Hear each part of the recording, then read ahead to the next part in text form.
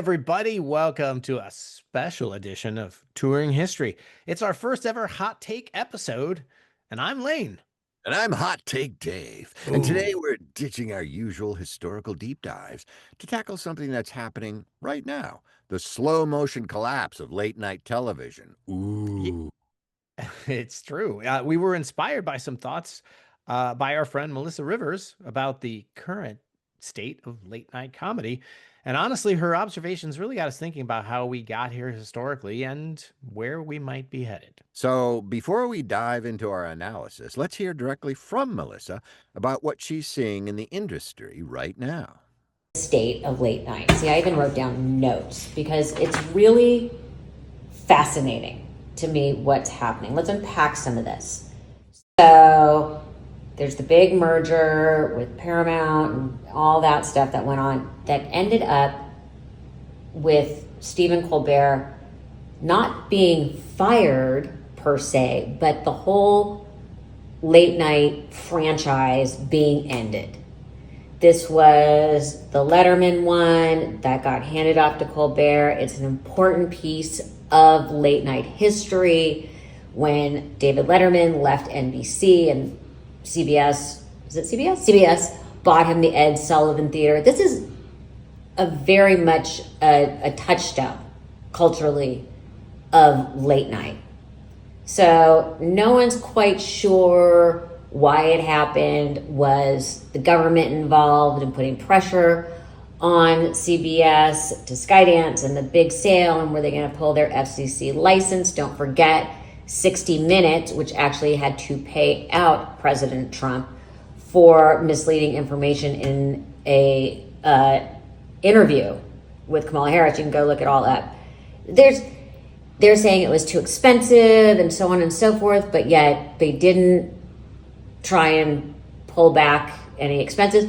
To me, it doesn't pass the smell test. There is something here that we don't understand. Now, in general, late night TV shows don't make a profit. They are very expensive to produce, but they are part of the tentpole programming for most of these networks. There's a whole theory that the number one show in late night also has the number one show in the mornings. There's all sorts of history to this. It goes on and on and on. But what is going on with late night? It's falling apart. And it has cannibalized itself. What's happened is, first off, we all know nobody wants to watch or needs to watch anything in real time but major sporting events. So there's no point in watching The Tonight Show or Seth Meyers or anything in real time. And on top of that, everyone now posts the best clips before the show even airs. Why watch? You know, it doesn't make any sense. So I feel like the medium is somehow cannibalizing itself in trying to keep up and posting. How do you solve this? I don't know. But it is getting weird. And there's so much backlash back and forth. Jimmy Fallon just had, what's his name on? Gutfield on. And took a ton of shit. For those of you who don't know who Gutfield is, he is an ex-Fox Politico talking head who has a late night talk show that, by the way, is the only one that is showing upward trajectory. So it's all a big mess. My bigger concern is, how do we solve the problem of late night? Because I know when I walk in to do one of those shows, when you walk in to the Tonight Show, there's something about it. It's incredibly special. You're part of history. Same when you walk into the Ed Sullivan Theater, you're touching history. And from my personal point of view, it would be very sad for me to see that go away. But how do you solve it? I don't know. I think that the only solve is to go to, I'm lying, I don't have a solve, I don't know. But it really does distress me that we're losing all of our senses of humor again. And that's across the board. The difference is, in late night, if you really want to look back at it, Letterman, Carson, my mom, weren't political. The jokes were not heavily political. And if they were jokes, not feeling terribly partisan or as pointed.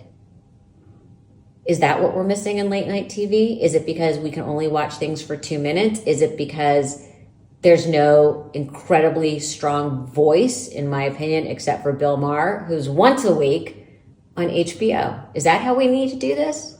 How do we save late night? Because I sure don't want it to go away. It's a good question. Let me There's a know what you lot to think. unpack there. And as people who spend our days digging through history lane, we can't help but wonder, how'd we get here? And more importantly, can late night comedy be saved? Or are we just watching the natural death of a medium that's outlived its usefulness? Could be. Yeah. So today, instead of touring the past, we're touring the present crisis with some historical context thrown in because that's what we do, right, Dave? That's right. The golden age never was. So let's start with some uncomfortable truths. The golden age of late night that everyone's mourning, it was never really that golden for everyone. So, I mean, when people talk about Carson and Letterman being non-political, they're forgetting that being non-political was itself a political choice, right? Exactly. Yeah, totally. Carson could afford to be neutral because the status quo worked for him and his audience. When you're Yeah. a white guy in a suit talking to other white guys in suits, avoiding politics isn't brave. It's just comfortable and honestly good for ratings because that was the biggest segment. And the last thing you want to do is divide it if you can avoid it, right? So Totally. don't, right? And the Tonight Show started in 1954, smack in the middle of the conformist 50s, right? Don't don't rock the boat or you're a That's cop. right. The whole format was designed to be a safe space for middle America after a day's anxieties of schlepping around in your gray flannel suit. McCarthyism was raging, and it's only for men. The Cold War was terrifying everyone, and late night became this bubble where you could just laugh at harmless observational humor. Yeah. But here's what's wild. Even then, when there were comedians pushing boundaries, I mean, Lenny Bruce was getting Oh, yeah, arrested for his act in the same era that Carson was making safe jokes about airline food. The right. difference was access. Carson had the platform, Bruce had legal bills. And that brings us to the first big shift when late night started getting political. It wasn't because comedians suddenly discovered politics. It was there all along. They just didn't touch it. It's because politics got so absurd that ignoring it became impossible. The fragmentation begins. Right? So the real turning point wasn't Trump or even 9/11. It was cable Cable. television and the internet. Suddenly, late night didn't mean three networks and a bedtime. It meant infinite options and no shared cultural moments. Well, Melissa is absolutely right about the cannibalization. Why watch a full show when the best bits are on YouTube 5 minutes after they air? But that's not just a late night problem. It's how we consume everything now, Yeah, the unfortunately. historical parallel here is pretty fascinating. This is exactly what happened to vaudeville when radio took off, Right, and then what happened to radio when TV arrived. Each right. new medium doesn't just compete with the old one, it fundamentally changes how audiences think about entertainment. Here's where it gets complicated. Late night comedy used to be appointment television because it was literally the only thing on. Oh, 11:30, turn on Johnny. Now it's competing with Netflix, TikTok. Oh, TikTok. careful. That's Yeah. another channel that gets a lot of Oh, attention. sorry. That one was a Freudian slip. YouTube, podcast, and the infinite scroll of social media. The audience didn't abandon late night. They found better options. And let's be honest about the quality issue. A lot of Mm, late night has become lazy. Instead crazy. of sharp observational comedy, we get, can you believe what this politician tweeted? Well, that's not really comedy. That's commentary with a laugh track. Yep. But there's the corporate stranglehold, which we haven't talked about, and we get to the really depressing part, which we've seen with Stephen Colbert, as Melissa mentioned. Corporate consolidation has absolutely destroyed creative risk taking. She mentions the FCC license concerns with CBS, and it's exactly the kind of pressure that makes executives think twice about controversial content. When a few massive corporations own all the networks, and those corporations have business interests way beyond entertainment, Suddenly, comedians can't just worry about being funny. They have to worry about whether their jokes might affect their parent company's defense contracts or streaming partnerships. I mean, the irony is incredible. The First Amendment protects free speech, and corporations are legally considered people with speech rights. But those corporate people, in quotation marks, get big enough, they use their speech rights to silence actual people. This deal isn't going through unless you shut up about us. Oh, yeah. How about that? Our free speech trumps yours. Oh, Oh, no pun intended. it's like we've created this weird constitutional paradox where the bigger your platform gets, the less free speech you actually have. A Yeah, comedian in a coffee shop can say whatever they want, but put them on right. network TV, and suddenly there are 47 different corporate interests that they can't offend. Oh, don't forget the lawsuits, Lane. The Oh, threat. yes, Oh, yeah. those. The threat of litigation has made everyone so risk averse. It used to be that the worst thing that could happen to a comedian was getting booed or, stuff thrown at him. Now it's getting sued into bankruptcy by someone with deeper pockets who doesn't care how long it takes. The algorithm effect. Let's talk about that. There's Oh all my this, all this, gosh, it's everywhere. this weird feedback loop happening with social media. Late night shows are chasing viral moments instead of building complete comedic experiences. They're not making television anymore. They're making content for algorithms. Oh, very true. And algorithms reward outrage and I mean, it's just going down a hole that you don't even know you've dug. It's not nuanced. So late night comedy has become increasingly shrill and partisan because that's what gets shared. The algorithm doesn't care if you're funny. It cares if you make people angry enough to engage. Yeah. Keep, keep swiping. Historically, comedy's always been about speaking truth to power. Right. Comedians were the court jesters that could say things that others couldn't. But now the power structure is so complex, it's hard to even identify who the power is, let alone speak truth to it. Plus, audiences are so polarized that any political joke immediately sorts people into teams. Oh, are you a red or a blue? There's no shared reality for comedians to riff on anymore. I mean, half the audience thinks one thing is obviously true, and the other half thinks it's obviously false. And we've lost a lot, right? Melissa mentioned something really important, that feeling when you walk into the Tonight Show or the Ed Sullivan Theater, you're touching history. And I think that's what we're really losing, the sense that these shows matter culturally. Yeah, late night used to be where the culture was processed. Well, the Beatles appeared on Ed Sullivan, and that mattered. There is this sense that if you made it on late night, you made it, period. Yeah. Now there's so many platforms that no single appearance can make or break anyone, really. I mean, going on Colbert might get you into one news cycle, but it's not going to change your career the way that Carson would. No. And honestly, maybe that's not entirely bad, right? The old Yeah. system gave way to too much power to a handful of white guys in suits. But here we go. We've swung so far to the other direction that nothing feels culturally significant anymore. There's so much out there. So let's talk about the Gutfeld factor. We can't Oh, ignore yes. that Greg Gutfeld's show is apparently the only one with upward trajectory. And that tells us something uncomfortable about what audiences actually want. Yeah, Gutfeld succeeds because he's not trying to be Carson. He's not chasing broad appeal or trying to avoid offending anyone. He's specifically targeting an underserved audience and giving them what they want. Comedy that confirms their worldviews. And here's the thing, Gutfeld's success is actually part of a much bigger historical shift. And this is where we come in, Dave, right? Let's talk about Yes. some history, Right. which nobody's talking about. In 1987, the FCC eliminated the Fairness Doctrine. Oh, yes.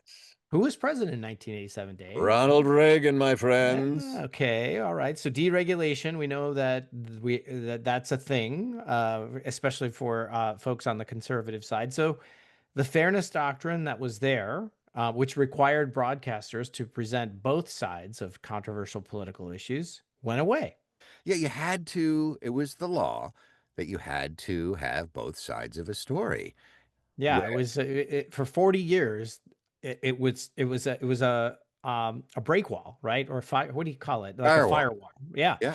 From 1949 to 1987, broadcast. I know this is before some of our listeners' time, so we're just giving you some historical context here. Broadcasters had to give equal time to opposing viewpoints. The whole point was serving the common public interest, ensuring that the airwaves, which belong to the public, by the way, Yeah. actually served everyone fairly. Yeah, it was Rupert Murdoch who owned the Post in New York and wanted, and at that time, you couldn't own a TV station and a newspaper. How quaint. And he wanted to buy Fox, which was Channel 5 for you New Yorkers, you know that. And he said to Reagan, he wasn't even an American. He's, Australian. And he said to Reagan, look, I want to do this. Can you change the rules? And that's when they did away, A, with the fairness doctrine, and B, allowed foreigners to own radio stations and TV stations in the same city. And Right. then it went So away. so what was there to protect common public interest went Yeah. away. And let's play it forward and see what happened. News became entertainment without the requirement to be balanced. Networks could chase ratings by being more partisan, more outrageous, more tribal. That's the way to carve out a market. So The Daily Show became news as comedy entertainment for the left in the early 2000s. And now Gutfeld is essentially that for today's right. Yeah. Deregulation basically carved up the market into competing tribes instead of forcing everyone to share the same information space. It just destroyed news. Yeah. Regulation tried to serve the common public interest by giving both sides equal time in a civil setting. And deregulation gave us the Hunger Games for eyeballs. And late night comedy got caught in the crossfire. Which explains why traditional late night is dying. It's still trying to serve a broad audience in a world that rewards narrow partisan content. But I mean, Carson would be apolitical because there were rules forcing everyone to be, somewhat balanced. He couldn't go there, so to speak.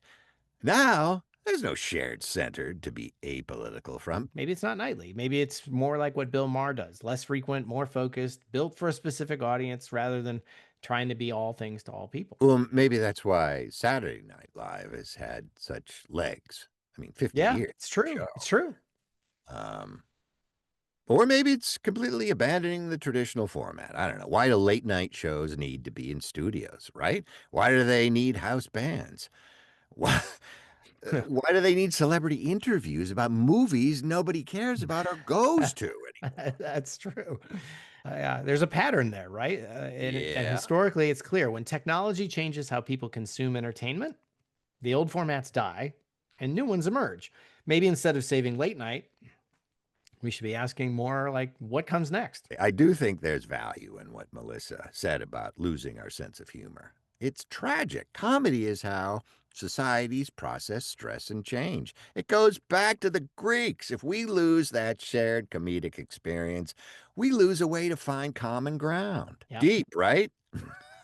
It's the deeper problem. The It real is. issue isn't just late night. It's that we've lost the ability to laugh at ourselves. Everything is so high stakes now that comedy feels dangerous, and that's not what comedy's supposed to be. No, it's like, he's going to open his mouth. What's going to come out? Social media has turned every joke into a potential career ending controversy.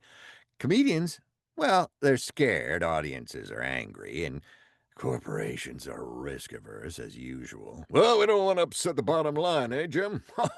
That's not an environment where good comedy thrives. Yeah, historically, comedy has always been subversive, but now the subversives are getting silenced by people who claim to support free speech, and the people with platforms are too scared to use them. Maybe the solution isn't saving late night TV. Maybe it's creating new spaces where comedians can actually be funny without worrying about corporate sponsors or social media mobs. Like, well, don't say that. You're going to be on Instagram tomorrow. Here's where we want to end on a note of hope, however, because history teaches us that when old formats die, hey guys, new ones emerge, often better ones. Our colleague, Rashad is a guy I used to work with. Past colleague of mine, Rashad Tabakawala, has this great saying: "The future." It is right, and he's an amazing guy with his own podcast. You should go listen to. Um, he always he's got a blog, and I think the name of the blog is "The Future Will Not Fit in the Containers of the Past," and it's true. I think that's exactly what we're seeing with late night right now. It's just We love the old container and have nostalgia and feelings for it because it meant so much for us when it was the thing. But I think Right. there's a new container being formed, and we're all watching it happen real time. Think about it historically. When the Tonight Show started in 1954, television was it was a scrappy upstart fighting against the established medium of radio. That's right, ladies and gentlemen. Brought to you by Chrysler. Radio had perfected the art of capturing audiences with just voices and sound effects. TV came along and said, "What if we add pictures, huh?"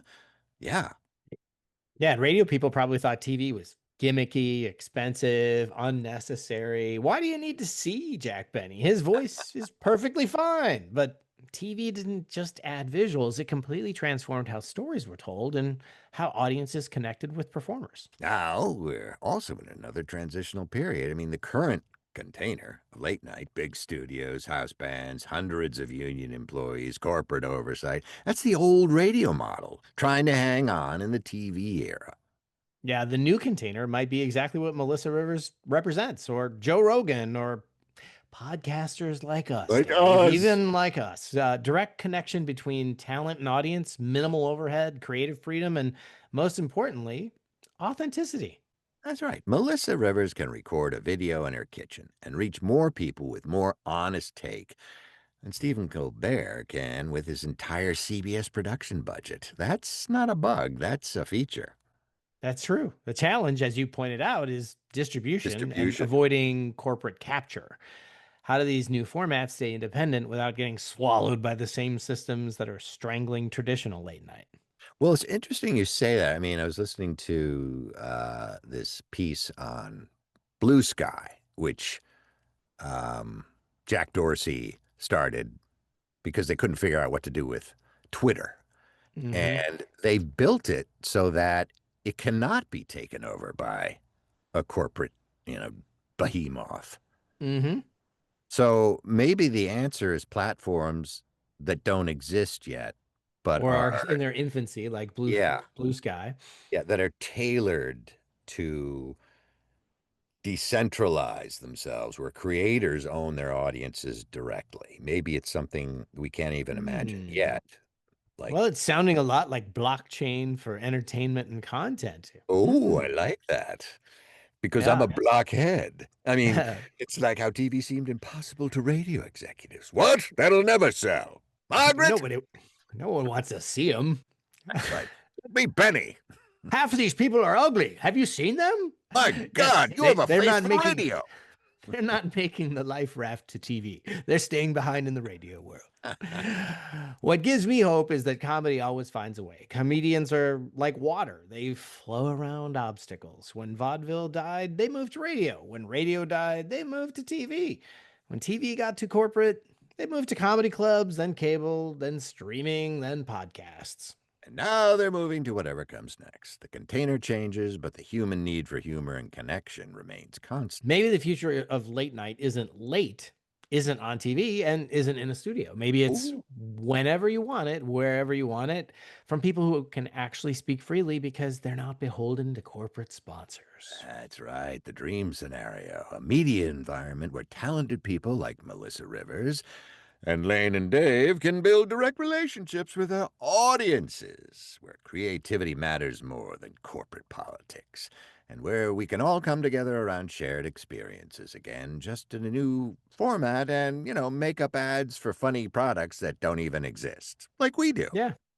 So, whether we know it or not, we might be witnessing the birth of something better Better. than what we're losing. History suggests that usually that's how things go. You don't even know. All of a sudden, you have a new favorite thing, and you can't imagine you used to like it the old way. But until that new thing becomes clear for all of us, we're like, oh, I miss my comfort zone, my comfort food. Yeah. Um, so yeah, speaking of comfort food, that's our hot take on the state of late night comedy and our hope for what might come next. We'd love to hear yours, so send us voice memos about what you think went wrong and how it might be fixed. Or just send us voice memos about anything that made you laugh recently. Yeah, seriously, we could all use more laughter and less anxiety about whether laughter is allowed, right? That's right. Absolutely. This has been a special edition of Touring History. I'm Lane. And I'm Special Edition Dave. Stay curious, stay funny, and remember that the future might not fit in the containers of the past, but it might even be better than what we had before. Like Tupperware. Yeah. See you next time See you on the next new time. container. Ciao for now.